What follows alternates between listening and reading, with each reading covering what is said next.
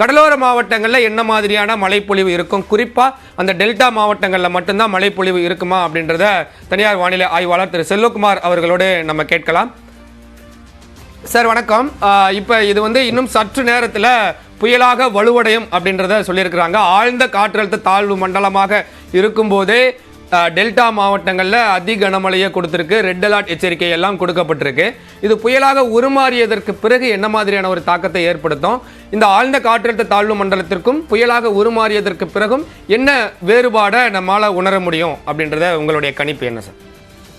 கண்டிப்பாக, அதாவது புயலாக உருவான பிறகு அதோட வழித்தடம் தான் நம்ம கவனிக்கப்பட வேண்டும். தற்பொழுது இந்திய வானிலை ஆய்வு நிறுவனம் கொடுத்திருக்கூடிய வழித்தடம் உத்தேசமானதுதான். ஆனால் இந்த அளவிற்கு போய் ஒரு லாங் பென் போட்டு அது திரும்புங்கிறதுக்கு உறுதி கிடையாது. ஆனால் இன்னும் கொஞ்சம் நெருங்கி கூட வருவதற்கு வாய்ப்பு இருக்கிறது. அதனால இந்த மாதிரி ஒரு லாங் பென் போட்டு திரும்பினால் இப்போ டெல்டாவில் அதாவது இப்படி திரும்பினால் என்ன நடக்கும்னு பாத்தீங்கன்னா, இப்ப டெல்டாவில் பெய்து கொண்டிருக்கூடிய மழை இன்றைக்கு இந்த இரவுக்கு பிறகு கொஞ்சம் தீவிரம் குறைந்திருக்கும். மழை நாளை பகலிலே கொஞ்சம் தீவிரம் குறைந்திருக்கும். ஆனால் மீண்டும் லாங்பன் போட்டு திரும்பி நெருங்கி வரும் பொழுது நாளை மாலையிலிருந்து டெல்டாவிலும் ஒட்டுமொத்த கடலோர மாவட்டங்களில் டெல்டா, சென்னை உட்பட நாளை மாலையிலிருந்து மழை பொழிவு தொடங்கும். அது அப்படியே படிப்படியா அதிகரித்துக் கொண்டே இருக்கும். நெருங்கி செயலிழந்து அது 30ஆம் தேதி இரவு கரை கடக்கும். ஆனால் நம்முடைய ஆய்வுப்படி இன்னும் கொஞ்சம் நெருங்கி வருவதற்கு வாய்ப்பு இருக்கிற காரணத்தினால வாய்ப்பு இருக்கிறது. அப்படி வரும் பொழுது இப்பொழுதைக்கு இந்த பெய்து கொண்டிருக்கூடிய மழை, இந்த காற்றானது அதாவது பரந்த வடிவத்திலே இருக்கிறது. அதாவது தீவிரம் அடையும் பொழுது சற்று சுருங்கி உயரம் அதிகரிக்கும். அதாவது பரந்த மேகம், இப்ப தூத்துக்குடி மாவட்டம், திருச்சி எல்லாம் தூறலை கொடுத்து கொண்டிருக்கிற அந்த மேகங்கள் சுருங்கி டெல்டாவின் கரையோர பகுதியில் மட்டுமே அது மழை பொழிவை, தூறல் பொழிவை கொடுக்கும் வகையில அது சுருங்கி நெருங்கி வந்துவிடும். அப்போ அதுக்கு பிறகு நெருங்கி வந்தால்தான் மழை பொழிவை கொடுக்கும். அங்கிருந்தபடியே மழை பொழிவை கொடுக்காது. பரந்த மேகம் சுருங்கி உயர்ந்து விடும் என்பதனால. அப்ப நெருங்கி வருவது வழித்தடத்தை பொறுத்துதான் அமையும். அது அந்த வழித்தடம் என்றால் நாளை மாலை வழித்தடம் மழை பொழிவு தொடங்கும். ஆனால் கொஞ்சம் நெருங்கி வருவதற்கு நாளை காலை மாற்றம் அடைவதற்கு இவர்கள் மாற்றம் செய்து வழங்குவதற்கும் வாய்ப்பு இருக்கிறது. அப்படி நெருங்கினால் நாளை மாலையே மீண்டும் டெல்டாவிற்கு மழை பொழிவு தொடங்கும். சென்னைக்கும் நாளை மாலையே மழை பொழிவு தொடங்கும். அதிலிருந்து மழை பொழிவு இருந்து கொண்டே இருக்கும் தீவிரமாக. இது கரையை நெருங்கும் பொழுது, செயலிழக்கும் பொழுது எப்படி சுருங்கியதோ செயலிழக்கும் போது மீண்டும் பரவலாகும். அப்பொழுது அனைத்து மாவட்டங்களுக்கும் மீண்டும் மழை பொழிவு கிடைக்கப்பெறும்.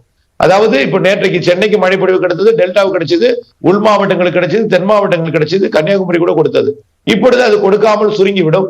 நாளை மீண்டும் இது செயலிழக்கும் பொழுது எல்லா உள் மாவட்டங்களுக்கும், தெற்கு ஆந்திராவோட அதாவது நெல்லூர் வரைக்கும், ஆந்திர பிரதேசத்தோட எல்லை பழவேற்காடு வரைக்கும், சென்னைக்கும், அனைத்து மாவட்டங்களுக்கும், குறிப்பாக டெல்டா, வடகடலோரம், இனிமேல் வரக்கூடிய மணி நேரங்களிலே நாளை தொடங்கக்கூடிய மழை டெல்டாவை விட வடக்கே அதிகமாக இருக்கும்.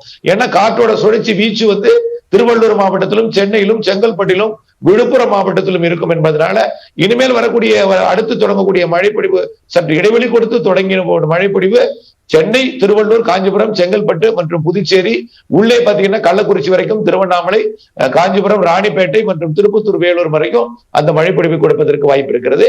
அதே நேரத்தில் டெல்டா மற்றும் திருச்சி, அரியலூர், பெரம்பலூர், கடலூர் உள்பகுதி, கடலோரம் மற்றும் காரைக்கால் போன்ற பகுதிகளுக்கும், புதுக்கோட்டை மற்றும் தென் மாவட்டங்களுக்கும், அப்படியே கொஞ்சம் கொஞ்சமா கேரளா எல்லையோரம் வரைக்கும் மழைப்பொழிவு கொடுக்கும். இது கரை கடக்கும் போது கொஞ்சம் காற்றோட மழைப்பொழிவை கொடுக்கும். ஆனால் செயலிழந்து கரை கடக்கும் என்பதனால பெரிய அளவிலே காற்று இருக்காது. சுமார் ஒரு 45 கிலோமீட்டர் வேகம் கொண்ட ஒரு காற்றோட கரை கிடக்கும். ஆனால் செயலிழந்ததற்கு முன்பு கரையோக்கே நெருங்கி செயலிழக்கும் என்பதனால புயலாக இருக்கும் வரை கடற்கரைகளுக்கு ஓரத்துல, அதாவது கடலோர பகுதிகளில் தரைக்காற்று கடல் நோக்கி போகும். அதனால புயல் அச்சம் வேண்டாம். தரைக்காற்று கடல் நோக்கி போகும். ஆனால் புயல் கரை கடக்கும் பொழுது செயலிழந்து கிடக்கும். சாதாரண காற்று என்பதை மட்டும் நாம் அர்த்தம் கொள்ள வேண்டும். ஆனால் கரை நிகழ்ந்து செயலிழக்கும் பொழுது மழைப்பொழிவு பரவலாக்கும். வடகோடி மாவட்டங்கள், வடகடலோர மாவட்டங்கள் எல்லாமே நிறைய மழைப்பொழிவை பெறும். நிச்சயமா சார். இந்த புயல், பெங்காட் புயல் உருவானதற்கு பிறகு சுமார் 2 நாட்கள் நம்ம தமிழ்நாடு கடலோர மாவட்டங்களுக்கு இணையாக பயணிக்க இருக்கிறது.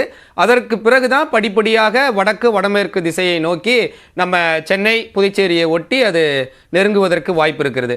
அந்த கடலோர மாவட்டத்திற்கும் அந்த புயல் பயணிக்கக்கூடிய பாதையுமே வந்து கிட்டத்தட்ட மிக குறைவான தூரம் தான், 150 கிலோமீட்டர்லேருந்து தான் இருக்கும் அப்படின்றதையும் சொல்லியிருக்கிறாங்க கண் பகுதி. அது 2 நாட்கள் பயணிப்பதன் காரணமாக அந்த கடலோர மாவட்டங்கள் அனைத்திலையுமே வந்து அந்த 2 நாட்களுமே மழைப்பொழிவை உருவாக்கும் அப்படின்னு நம்ம எடுத்துக்கலாமா? அதாவது நிகழ்வு ஒரு இடம் இருக்கும். அதாவது ஒரு புயல் சுழலும் பொழுது எல்லா இடத்துலயும் மழை பொழியாது. இப்ப பாருங்க, நேற்றைக்கு வந்து இலங்கைக்கு கிழக்கே இருந்துச்சு. ஆனால் மழை பொழிவு பார்த்தீங்கன்னா சென்னைக்கு இல்ல. இரு காற்று இணைவு, வெப்ப குளிர் நீராவி எங்க இணைகிறதோ அது பாத்தீங்கன்னா ஒரு கோடு போல கடல்ல அப்படியே இணைந்திருக்கும். ரெண்டும் கிழக்கிலிருந்து வரக்கூடிய காற்றும் வடக்கிலிருந்து வரக்கூடிய காற்றும் இணையும் இடத்துல மழை பொழிவு ஏற்படும். அதனால பெரும்பாலும் அது தொலைவில் இருக்கும் பொழுது கடலோர மாவட்டங்கள் ஒட்டுமொத்தம், அதாவது டெல்டா மாவட்டங்கள்லையும் வடகடலோர மாவட்டங்கள்லையும் கொடுக்கும். கரையை நெருங்கும் பொழுது டெல்டா மாவட்டங்களுக்கு கொடுக்கும் மழைப்பொழிவை விட வடக்கே கூடுதலாக கொடுக்கும். ஏன்னா வடக்கிலிருந்து வரக்கூடிய குளிர் அலை கிழக்கிலிருந்து வரக்கூடிய நீராவியை இடைமறித்து அங்கேயே குளிர்வித்து விடும். தப்பித்து வரக்கூடிய கொஞ்சம் நீராவி மட்டும்தான் தெற்கே வந்து கொடுக்கும். ஆக தெற்கே அளவில் குறைந்த மழையும் வடக்கே அளவில் கூடிய மழைப்பொழிவுமாக இருக்கும். அதாவது கடலூருக்கு வடக்கே நிறைய மழையும் கடலூருக்கு தெற்கே அளவில் குறைந்த மழைப்பொழிவும் இருக்கும். பிறகு கரையை நெருங்கி செயலிழக்கும் பொழுது அது இருகாற்று இணைவு என்பது எல்லா மாவட்டங்களும் கிடைக்கும். அதாவது சென்னை வந்து ஏறியது அப்படியே கிருஷ்ணகிரி மாவட்டம் வழியாக சேலம் வரும், திருச்சி வரும், ராமநாதபுரம் வரைக்கும் வந்து இருகாற்று இணைவு கிடைக்கும் என்பதனால பிறகு மழைப்பொழிவு பரவலாகும். பிறகு மழை உள்ளே கடந்து போகும் பொழுது அது எல்லா மாவட்டங்களுக்கும் ஒரு பெரிய வட்ட வடிவத்துல ஒரு விட்டம் அதிகமான ஒரு காற்றழுத்த தாழ்வு பகுதியாக மாறிவிடும் என்பதனால அது மேற்கு காற்று வரும், அரபிக்கடலிருந்து வரக்கூடிய குளிர் காற்று வரும், தெற்கிலிருந்து வரக்கூடிய நீராவி காற்று வரும். அப்ப தென் மாவட்டங்களுக்கு மழைப்பொழிவை கொடுக்கும். ஆக காற்று குவிதல் எங்கே இருக்கிறதோ, இரு காற்று இணைவு எங்கே இருக்கிறதோ அந்த இடத்தில் தான் மழைப்பொழிவை கொடுக்கும். ஆரம்ப கட்டத்துல டெல்டா, வட தமிழ்நாடு, போக போக உள் மாவட்டங்கள், தென் மாவட்டங்கள், அப்புறம் போக போக கர்நாடக எல்லையோர மாவட்டங்கள் என்று இருக்கும். அப்படித்தான் இருக்கும். நிச்சயமா சார். வடக்கிலிருந்து வரக்கூடிய காற்றும் கிழக்கிலிருந்து வரக்கூடிய காற்றும் இணையும் இடத்துல அது மெல்ல மெல்ல மேக கூட்டங்களை நிலப்பரப்பை நோக்கி நகர்த்தும். அப்பொழுதுதான் மழைப்பொழிவு இருக்கும். அந்த குறிப்பிட்ட பகுதிகளில் ஒரு சில நேரங்களில் மழைப்பொழிவு இருக்கும் அப்படின்றதையும் சொல்லியிருக்கிறீங்க.